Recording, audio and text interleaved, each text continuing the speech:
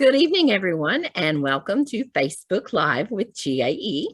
I am Lisa Morgan, a kindergarten teacher in DeKalb County and the president of GAE. Good evening, everyone. My name is Carly Shaw, and I am a physical science teacher in Fulton County and the secretary treasurer of GAE.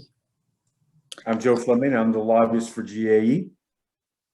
And we have two special guests with us this weekend, and I will introduce them and tell us the organization that you're with and a little bit about that and why we're working together for our members and educators.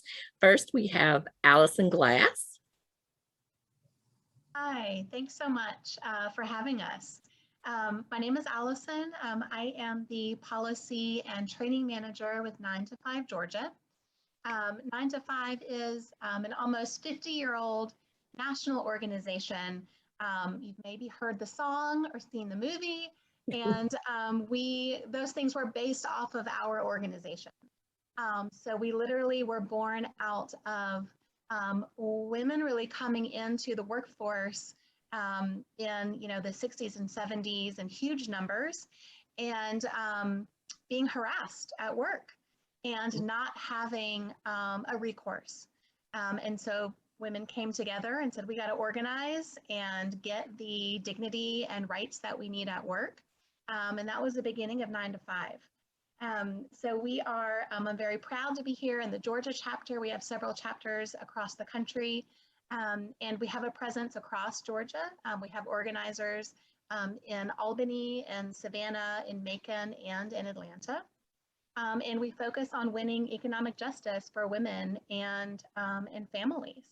And so things like paid leave and pay equity and discrimination and harassment-free workplaces have really been our core issues since the inception of the organization. And then we've done a lot of other work, of course, throughout the time. We have an active campaign right now around housing and utilities justice out of South Georgia, and also working to ensure that folks can access affordable and good childcare, and that childcare providers have the resources that they need. So yeah, that's a little bit about us, and excited to talk with you all further. Allison, if our viewers want to learn more, should they go to www.9to5.org? Yes, that's Okay. it, absolutely. And we're also on all the social media channels. So our Facebook page is 9 to 5 Georgia. So, as everyone, probably the social media outlets are the best way to get the most up-to-date information about what we're up to. Okay. And our other special guest this weekend is Faraza. Please tell me I said that correctly. Freeland. And tell us about your organization. Absolutely. Yeah. Thank you so much for having us. And thanks to everyone who's tuning in. My name is Faraza Freeland, and I'm the policy manager of the Southern office with A Better Balance. And we are a national nonprofit organization that uses the power of the law to advance justice for workers so that everyone is able to care for themselves and their loved ones without risking their economic security. So I am based in our regional Southern office in Nashville, Tennessee, and we work all throughout the South, including with partner organizations like 9 to 5 and GAE. And for the last 15 years or so, we have been advocating for paid leave at the local, state, and national levels. And we also advocate for things like protections for pregnant workers in the workplace, access to childcare, equal pay, a lot of different issues that impact working parents and caregivers. And we also operate a free and confidential legal helpline for folks who have questions about their rights at work, specifically around caring for themselves and their loved ones.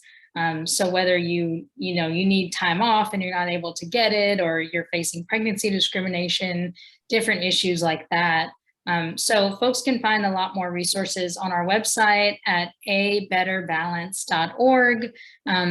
Also, if you do have questions and you want to get in touch with our helpline, if you go to our website and click on Get Help, that will give you more information.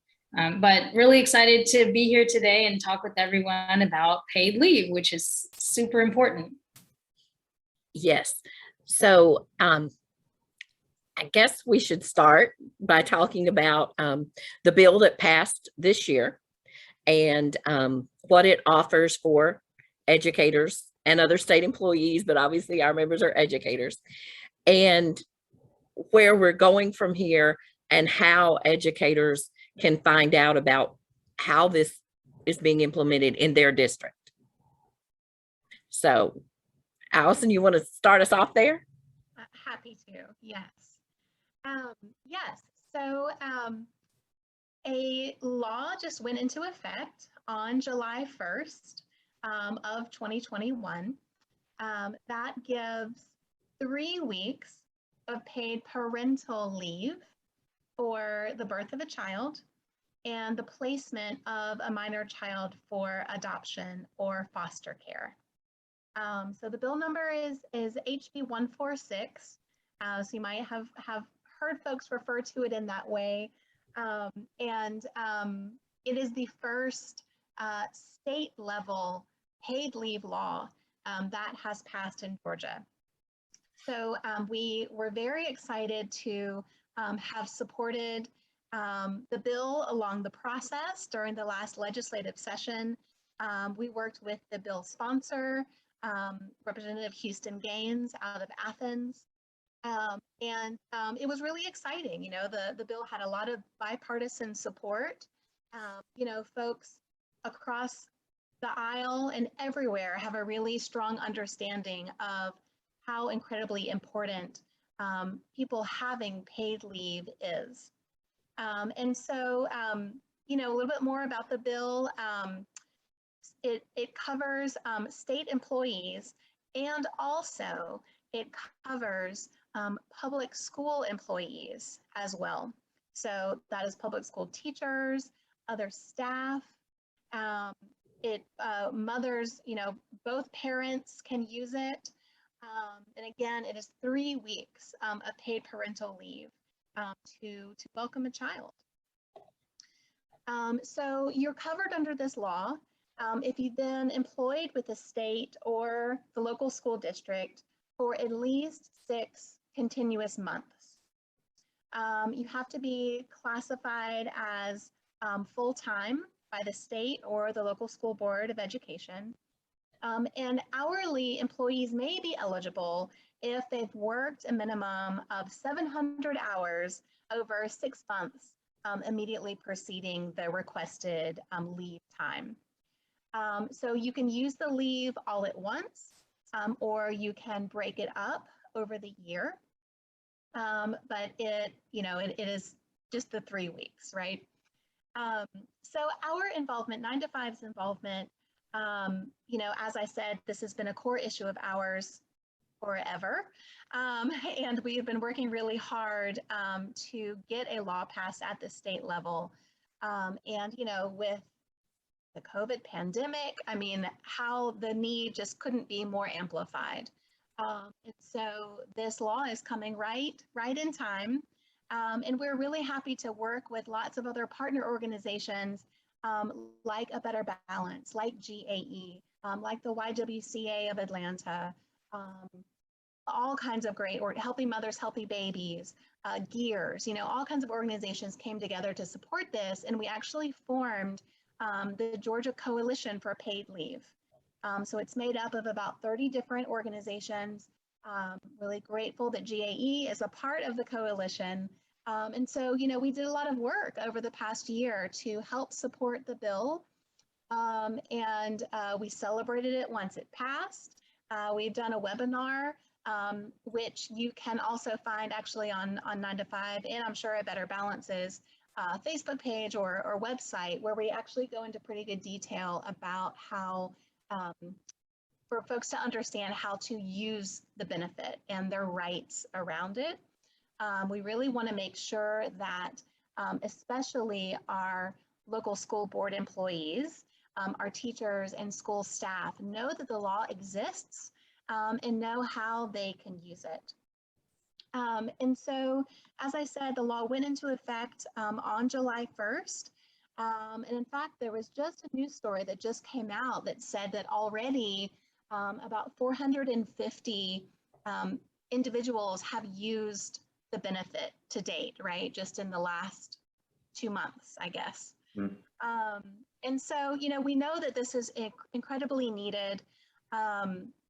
For the, you know, state employees, it does include people who are working at the executive, legislative, and judicial branch.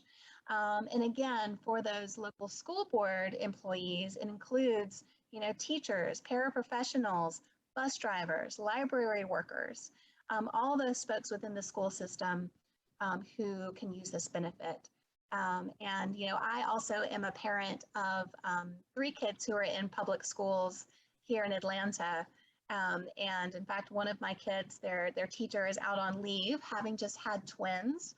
And I am so hoping that she knows, I haven't met her yet because she's been out since school started, but I am just really hoping that she knows that this law went into effect and she is getting, you know, paid leave, right? Because so many employees cannot afford to take leave if it's unpaid. And you know, that is all that, you know, the United States is one of the only countries literally in the world that doesn't have a national paid leave law. So what we do have, and I'm sure folks are familiar with FMLA, but it is unpaid. And so many workers cannot afford to take the leave because it is unpaid. So we're really glad that this law passed, and we are excited to have it be our first step in the direction of getting more coverage. We need more weeks. We need it to cover more workers, but we'll talk about that a bit, I'm sure, in a moment.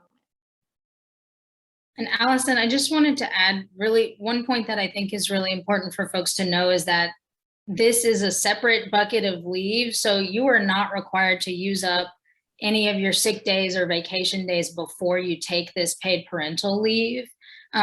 You are, yeah, I know, Carly, that's a huge issue, right? I mean, we hear from workers all the time. It's like, if you don't have dedicated paid parental leave, you use up all your sick days, all your vacation days, then folks come back to work with, you know, a new child at home and they don't have any more sick days. And, you know, folks who are parents know that how often, you know, kids get sick, you need to take time off and you don't have any more. So that's a really exciting thing about this policy as well, is that, you know, it's separate dedicated leave just for new parents. Allison, you said that an educator doesn't have to use all the paid leave at once. They can use it again later in the year. Does each new event, each new adoption, foster care child placement or birth trigger another 3 weeks? Unfortunately, it doesn't. Okay. It is 3 weeks in a year. Okay. Yeah. Okay. So, but can break it up. So does that, I'm thinking here. So a new mom or a new dad could take FMLA leave and then stay home with the baby or the new child that's adopted, but then they could use this leave later after that ended. I'm thinking, you know, babies go to the doctor quite frequently. We all know that. A new child, you might have other things with adoption. So they could break it up throughout the rest of that year in those instances. Well, one thing to note is that it is up to the individual district to decide like how this interacts with FMLA. So oftentimes what happens is that this paid leave would run concurrently with FMLA. But I would say to folks, check in with your districts. I know that the state, for state employees, has put out a set of like guidance and FAQs, but each individual district may have a little bit different guidance on that.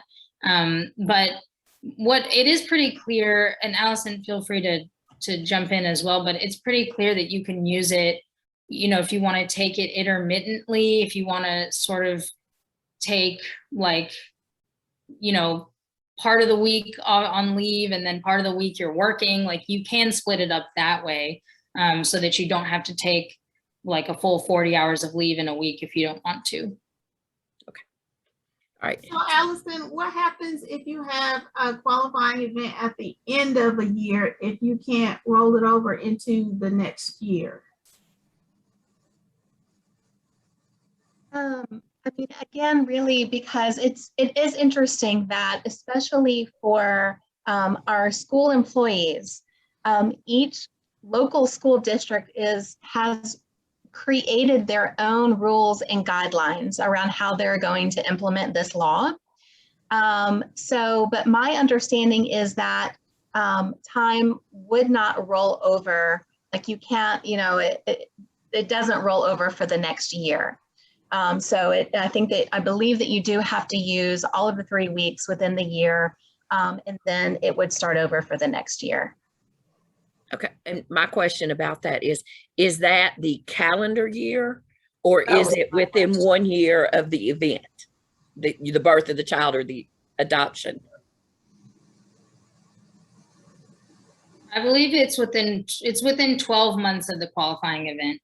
Okay, so if your baby's born in December, you have to the following December. Okay.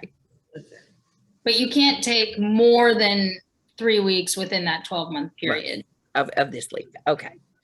All right, that's helpful. I'm thinking, I know we have a lot of educators who try to plan these events, and they try to plan them springtime or summertime, and so they would still have this leave available for 12 months from when their child is born. And you mentioned that each individual district is having their own rules. So we need to tell everyone to check with your school district.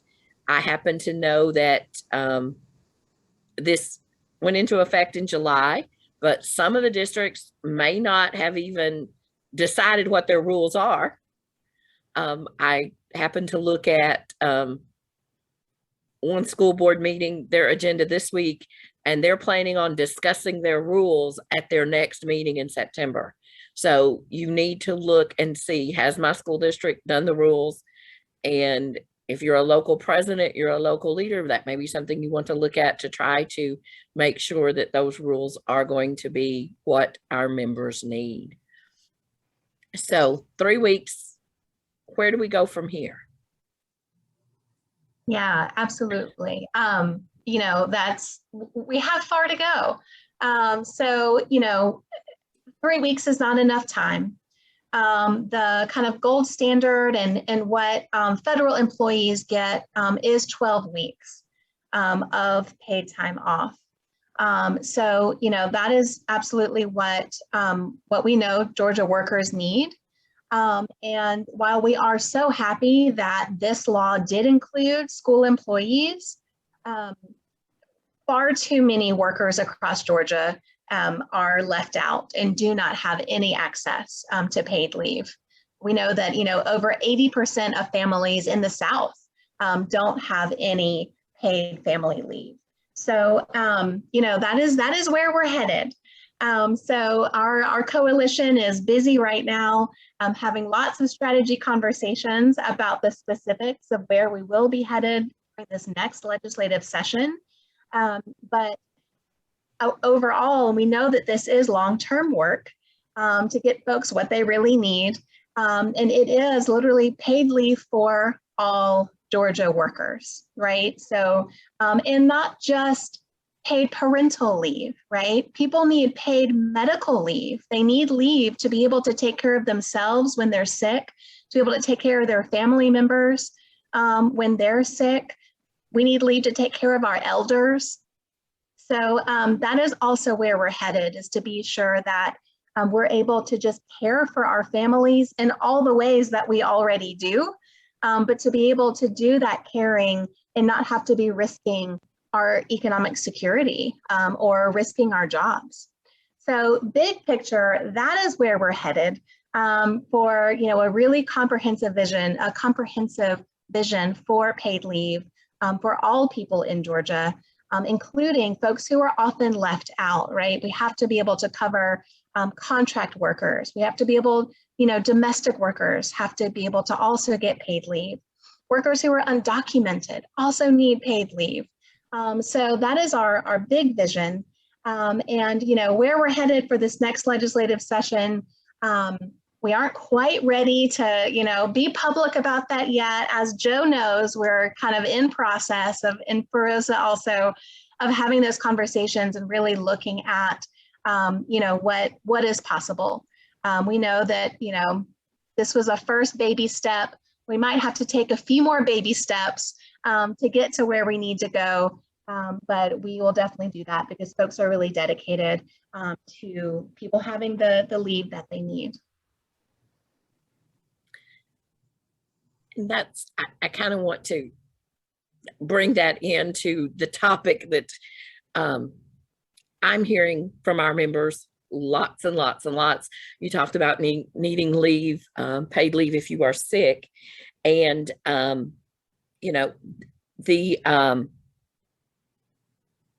going to stop before I finish that because we have one of our viewers has a question. If you receive a foster care placement suddenly, how soon can you take the leave for the placement of a foster care child? And I think that's an excellent question. So can we answer that for our viewer?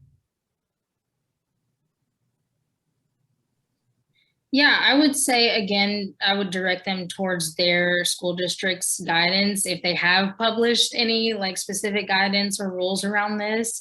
But according to the law itself, as long as you meet the eligibility requirements, like you've been employed for, 6 continuous months and all of those other requirements, there's nothing in the law about a waiting period or anything like that. So, presumably you would be eligible as soon as the qualifying event occurs. But again, I would say, check with your local district. There'll be paperwork.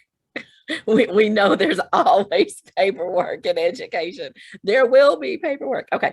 So the question I was getting to before that, COVID leave. We know that the FFRCA or those letters, that leave did expire. And we have a lot of members who are dealing with this issue right now. A lot of educators, every day I hear about another educator that is sick or quarantined. Do we have any paid leave provisions that will go toward COVID leave? Yeah, absolutely. Thanks for bringing that up, Lisa. This is so important, and we're seeing this all across the South, all across the country, and I think it's really important as we're talking about this for folks to remember, in addition to vaccines and masks, paid leave is actually one of the most effective tools that we have to fight the spread of COVID-19, to protect the health of our educators and our students and our families, and ultimately to keep our schools open in a safe way. So this is really critical. Like you said, Lisa, and I know it's always such a mouthful.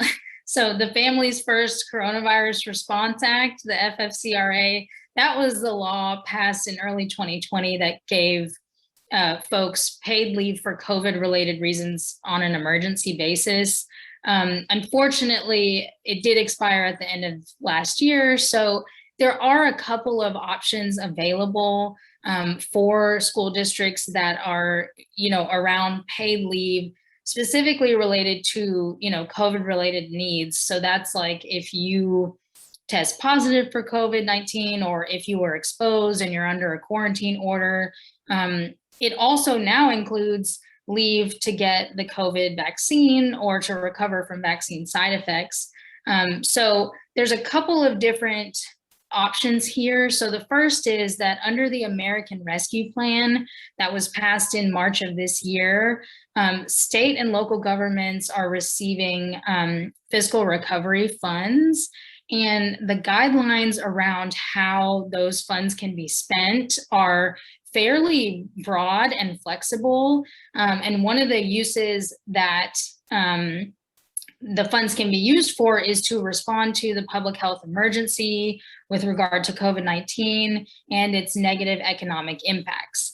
And so at A Better Balance, we feel really strongly that paid leave, falls under that purpose, both for protecting the public health, stopping the spread of COVID, also for the negative economic impacts, because like Allison said, we know that a lot of folks are simply not able to take time off that's not going to be paid, if they're going to be missing out on their paycheck, if they have needs related to COVID. So that is one tool and one resource that, I would encourage districts to look at, and local government leaders as well, look into using some of those funds for this COVID related leave.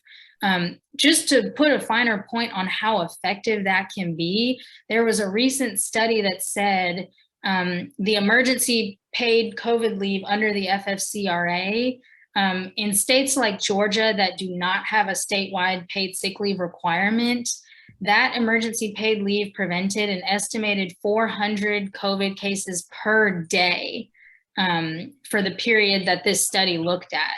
So, we're talking about a huge reduction in potential cases because this group of workers had access to that paid sick leave who would not otherwise have that protection. So we know it's really effective. So the second option for districts are also from the American Rescue Plan, paid leave tax credits. So these are tax credits that are available to certain employers. That includes state and local governments, including local school districts, for providing paid leave for COVID-19 related reasons. So again, that's if someone tests positive, or if they're under a quarantine order, or if they're caring for family members, or if they need to get the vaccine. So this covers any leaves taken between April 1st and September 30th of this year. And this is sort of an element of the federal bill that has not really been talked about as much. So I really want to encourage folks, get in touch with your district leaders and your superintendents, make sure that they know the information about this, because these tax credits are refundable, if the district were eligible for the refund. And again, it's still available for leaves through the end of this month. So, if folks visit our website at abetterbalance.org, we have more resources on both of these federal programs, and folks can also get in touch with me if you have more questions. Okay, so I want to make sure I heard that correctly. So until the end of September, the districts can give us COVID leave and get a refundable tax credit, which means they're going to be reimbursed for it. And they can also use their American Rescue Plan funds to provide COVID leave. I know this is something that is needed.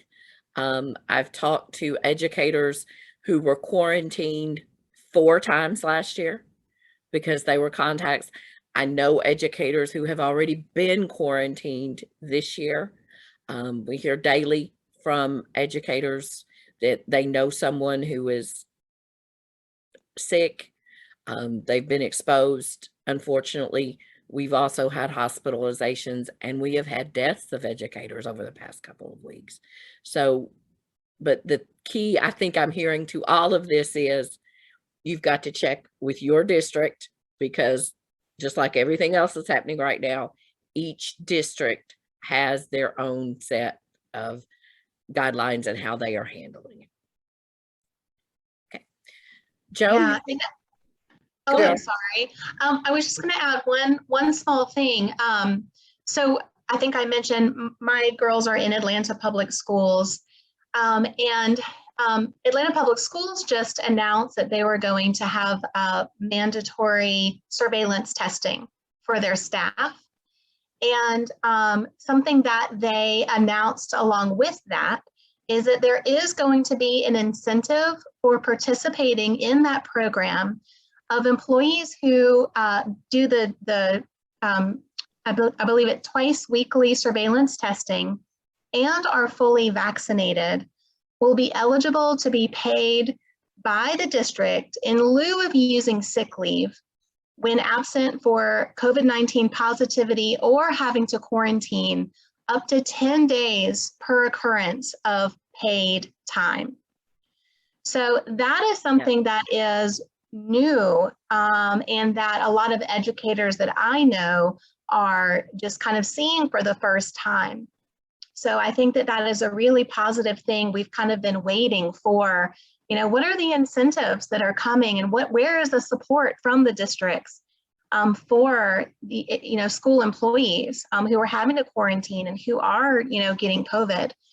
So I was very happy to see this, and we just really want to be sure that all employees know that that this benefit is available. Again, if you are fully vaccinated and if you participate in the surveillance testing. Yeah, I'm reminded of the fact that we have 181 school districts in Georgia, and there was no guidance from the state to public schools on how to implement HB 146, no real awareness campaign of the COVID federal dollars that could be used for paid leave. I do know in Cobb County in 2020, they offered up to 14 days paid leave for those who had COVID. I don't think that was extended this year, but they can still spend those monies. They still have those monies. So my suggestion would be if a teacher or a ESP in a school has COVID, you really ought to push your HR department and make them aware of, if they're not already, that this is a totally legitimate expenditure under federal COVID relief funds. And then let us know if you're finding any resistance on that, because that's what the COVID money is for, exactly this kind of thing. And for school districts not to use it for this kind of purpose is just wrong. I mean, it's derelict in their responsibilities, in my opinion. You guys are great. You know, have done a really nice job. I wanted to talk just a little bit more about the road going forward to expand what you guys in the trenches really did this past year and getting 146 passed. I was just looking at the vote total. We only had 10 votes against the bill total during at least 3 votes of the House and Senate. So there may be some momentum there. I don't know what the appetite is this year. I think a lot of those in the majority party would say, let's see how it works this year. But I definitely think we need to be planting the seeds for the next stage.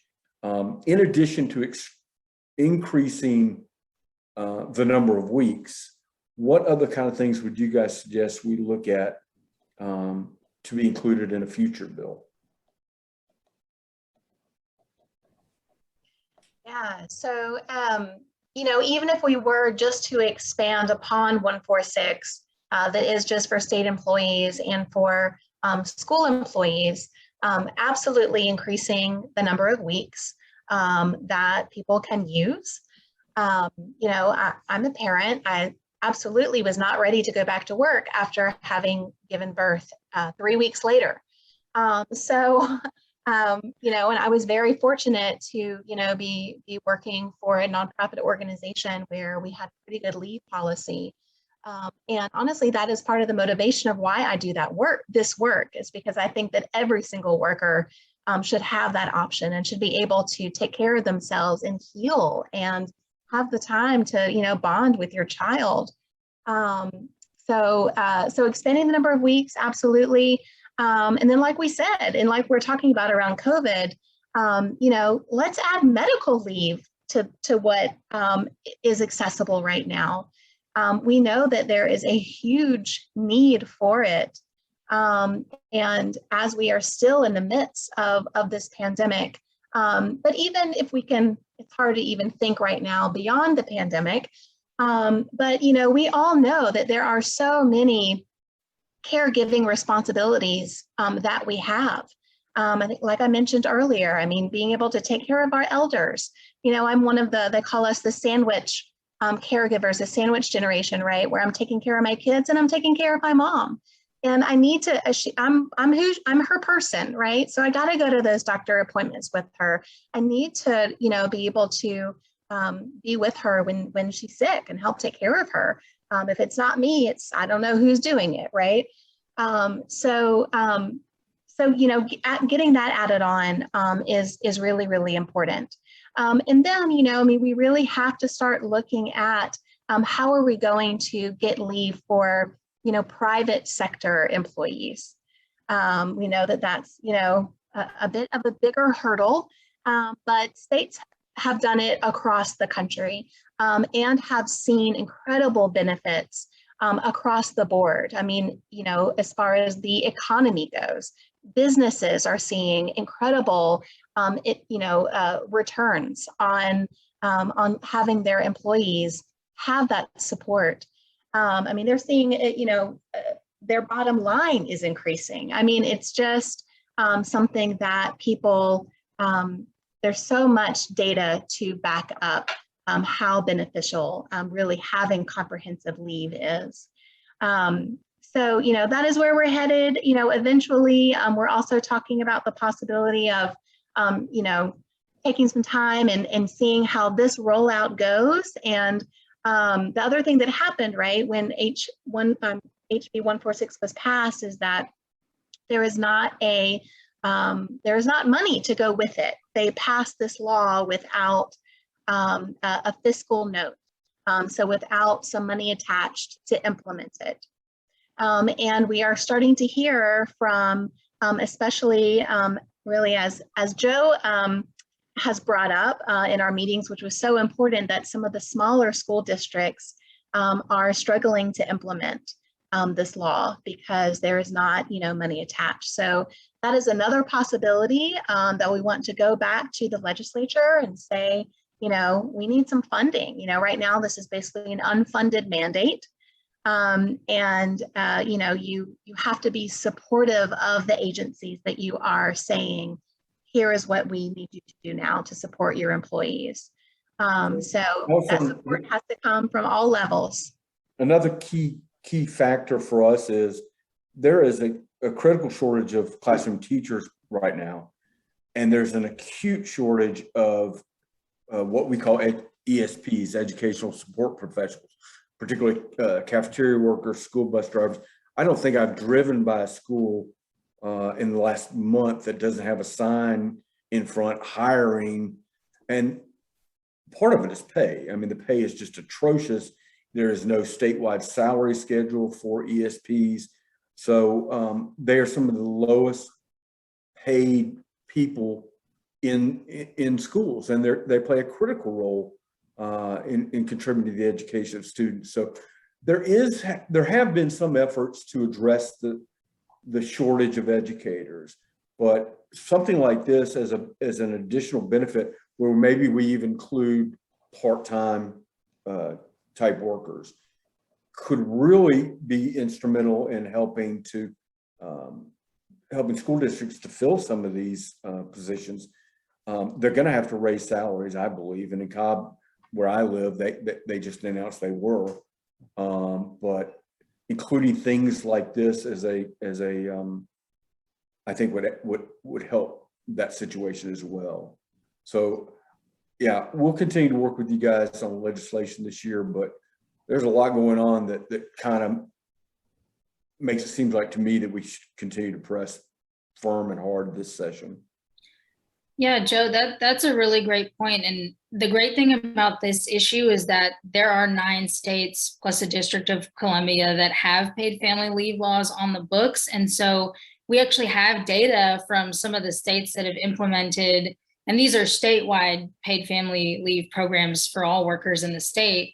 And we have really great data to show that paid family leave does improve recruitment and retention rates. It can help with employee productivity and morale, and that especially for working parents, it can help keep them attached to the workforce, right? Because we know, for some families, the choice may be that they have no other option but to leave their job if they don't have access to that paid leave. And so, for example, in one state, parents who had access to the paid leave were much more likely to be working a year after the birth or adoption of their child than those who did not. So we have great data to back that up, and we are seeing bipartisan momentum around this in other southern states as well, which is really exciting. One thing I wanted to point out when we were talking about for private sector workers, those are our students' parents. And I know I've had the experience, and we've been talking during COVID as educators, we've talked so much about, it says stay home when you're sick. And I know all of us as teachers have had the experience where a parent brings a child that's really not feeling well because they were experiencing that pressure that they have to go to work. So many times I've had parents say, I've even had parents ask me to, give them a letter that they could take to their boss to show that, yes, my child's teacher called me, my child was sick. So it's something that it impacts us as employees, but it also impacts us in our role as educators with our students. And especially now during COVID, I'm thinking about the parents, and we're asking our parents to keep their children at home. They're being quarantined. And what kind of decisions are then some of our parents having to make when these things are happening? And how is it then that decision impacting our students' health and social and emotional well-being before they come to school? So it's very important for us, not only for us as educators, but also our students. Yeah, Lisa, that's a really great point. And it also reminds me, going back to HB 146, one really important aspect of that law, as with most paid leave laws, is that your employer cannot punish or retaliate against you for taking that paid leave. Because, and that's something a lot of times we talk about that as being job protection. And we know that's really critical for folks being able to take advantage of the paid leave. So I just wanted to make sure to mention that. So I'm gonna switch us just a minute. And Carly, yeah, I'm gonna do this tonight because I think we need to talk about what's happening with our children in this state and COVID. Because it's getting really, really bad for our children. I've been keeping track of the number of children testing positive based on the Department of Public Health website every day since July of 2020. And just to give you a little context here, January 8th, 2021 was the first time that we had more than 1,000 children diagnosed in a single day. And that remained true until August 3rd. Since August 3rd, every single day, there has been more than 1,000 children test positive for COVID-19. The month of August, we averaged over 1,400 children every day.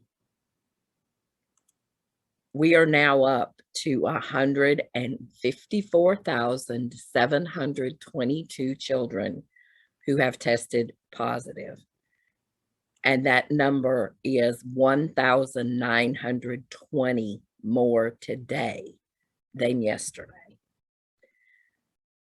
what is truly scary to me is the children being hospitalized.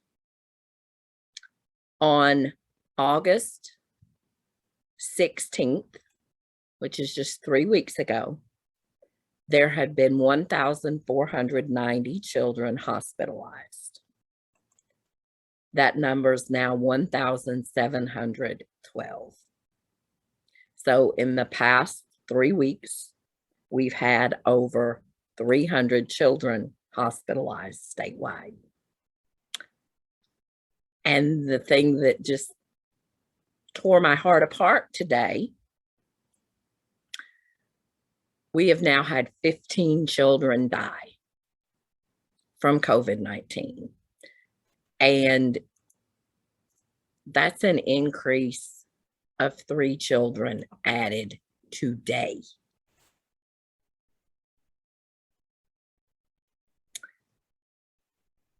But, and I'm as scary, as sad, as horrifying as all those numbers are, I think we all expected it, because I'm hearing from educators all across the state about what's happening in their buildings, on their buses. And we talked earlier about the mitigation, and we know what the CDC has said that we need to do. And unfortunately, we're not doing it in our schools. So we know how to prevent this. We know what we did last year, and we didn't have outbreaks in our school. And now I guess I've said COVID fatigue, and now we're doing it. And we're not doing those things, and our children are getting sick, and our children are now dying. And that just, I don't know what else to say. But I would ask you, if you're watching, if you are a member, please let us know what's happening in your school. Let us know where those cases are, where we're not requiring masks. Let us know where those things are, that we're not social distancing. We're not doing the things we need to do, because it's about our students, and it's also about educators. Because I've heard, I've had people call me. We've had educators pass away in the past 3 weeks as well. We have educators still in the hospital. We have educators in the ICU right now. So please let us know those. And now that I've horrifically depressed us all, I do want to I know, Carly, you're in a middle school. Sharon's in a high school. And I know you're both in districts that are trying to do the right thing. So is it going better there than it is in other places? No, I don't think so. In Richmond County, we just announced our Learn from Home days. So we'll be on Learn from Home next week. We are not learning from home, but I did see on some announcements from some board members that certain areas, like if a school has too many numbers, and I saw a 6th grade was moved to remote, just the 6th grade of that school because of the COVID numbers. And so the 7th and 8th grade were still going, but the 6th grade had gone completely remote. Now that's not happening where I am in the county, but I did see a post about that on social media. So I think we're still, we are trying to do the right thing, but people have to stay 6 feet apart, keep their mask on, wash their hands. We still have people going on vacations and then coming back, and they're bringing things back with them from that vacation. And they're coming into the school building, and it's a problem. So I'm going to say this real quick because I'm replying to people in the comments that are watching. They're asking me where to send their information, and you can send it to get, G-E-T, let me spell that because my accent, get involved at GAE.org. And I will see it there, and we'll receive it that way. Well, this is the message that was sent yesterday from the Richmond County School District. It says, due to increasing COVID-19 cases in schools and community, Richmond County school systems will transition to learn at home model following the Labor Day holiday. And I know we have some schools that are coming back after Labor Day that had been in person and then had to pivot. And one of those things we talked earlier, and Joe, you pointed out there's 181 school systems and there's 181 plans for the paid parental leave. Well, this year it seems there's 181 plans for COVID mitigation strategies. And I'm going to say again, the one plan, Carly, you said part of it, the one plan, we're experts in education, but we're not public health experts.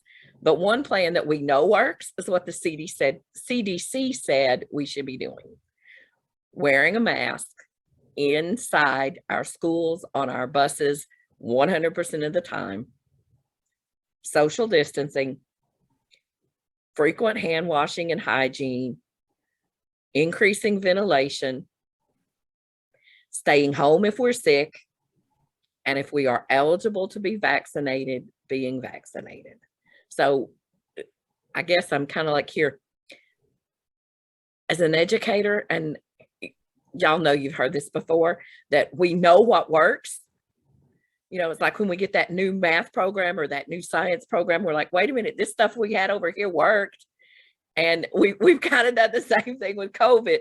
We know what works, but we're trying something else. And I'm like, why? We knew what worked. So that's kind of where we are. And unfortunately, I expect we're going to see more learn at home, or the word nobody wants to hear, not the F word, not furloughs, but the H word, hybrid. Unfortunately, I'm afraid that may be coming back too. So yeah, Joe's like, Joe, what, looking ahead, let's talk about looking ahead a little bit, because we know there's about to be a special session of the legislature for redistricting. What can we expect for that? So the House and Senate redistricting committees have met across the state in numerous communities and at the Capitol. They held their most recent committee meeting just a few days ago. The chairman of the House Redistricting Committee, Representative Bonnie Rich, said it would be after the Georgia-Florida game as a date of reference.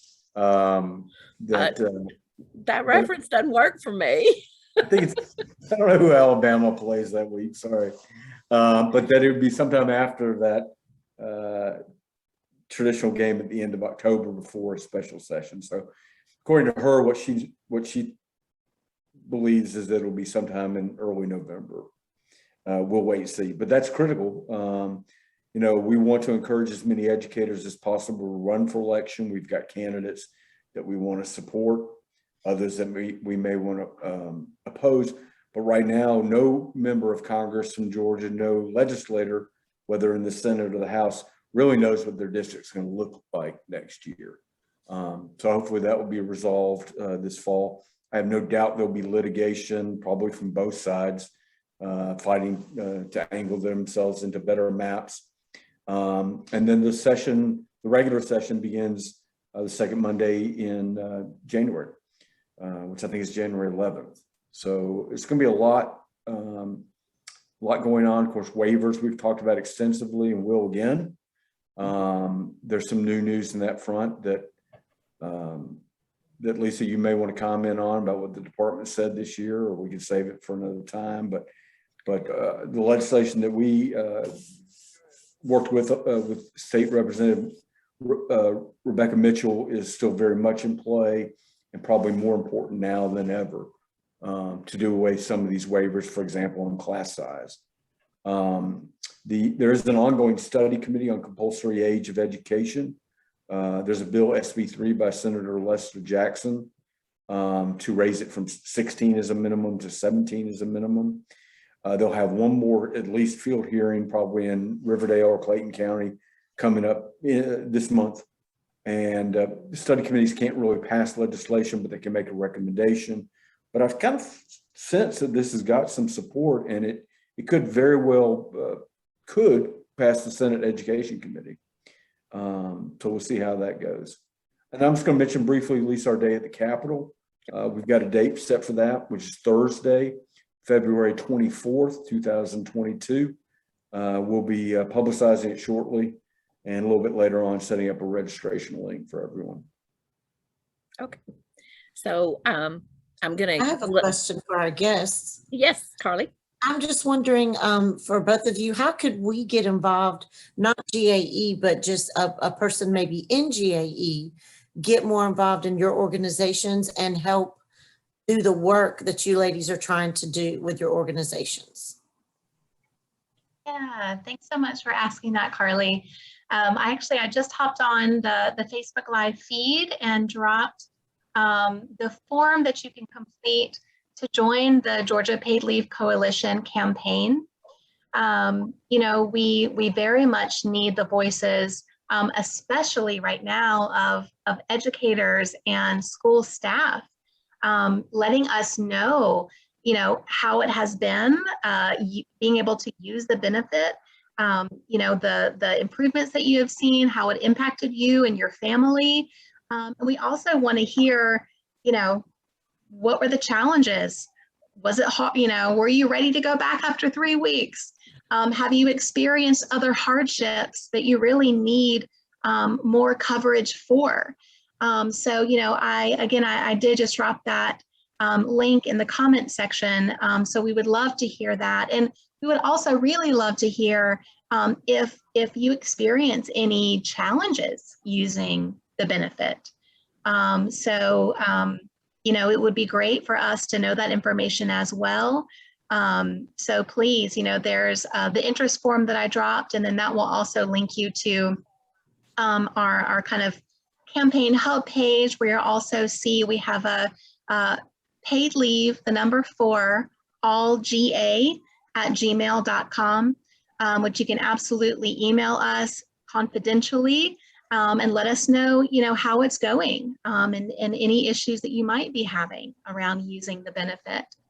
And then around, you know, 9 to 5 in general, we are, you know, a membership-based organization. We have lots of events all the time. In fact, when Joe was just talking about redistricting, we're partnering with Fair Count and doing a session with them next week on redistricting, where people are going to actually be able to create maps of their own communities, so that if during that special session, some, you know, funny business might happen, and they might say, oh, this community, you know, it looks like this, and here's how the map should be. We need people from those communities to say, no, I live here. This is what it looks like. This is what, you know, the boundary actually is. And so we're going to actually be creating those maps together with Fair Count, so that they can be on record, actually, to be able to compare to during the redistricting process. And we know, especially in Georgia, how critical this process is. We know how critical we were in our last election, and we have to keep that going. So the redistricting process is such a critical component to that. So we would definitely love for folks to join 9 to 5. Find us on Facebook, go to the website, become a member, join the email list. We have monthly virtual chapter meetings right now where you can hear about all the things that our amazing organizers are doing across the state. Would definitely love for GAE folks to join us. Yeah, and just really quickly, thanks, Carly, for that question.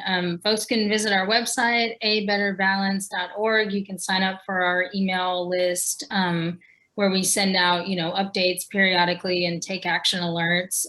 Also look for us and follow us on social media at abetterbalance, where we also post a lot of updates.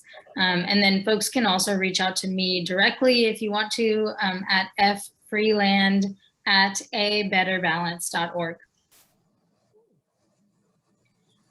Thank you, ladies, for that information, and thank you for joining us this week. And we would like to thank everyone who's watching and let you know that we will be back in 2 weeks from tonight. So on September 15th. And that night we are going to be talking about aspiring educators and our early career educators, and how GAE can help you, and how you can join us and be a part of GAE.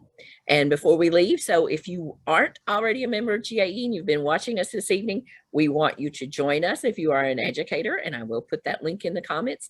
But thank you all for joining us, and we will see you 2 weeks from tonight on September 15th at 6:30.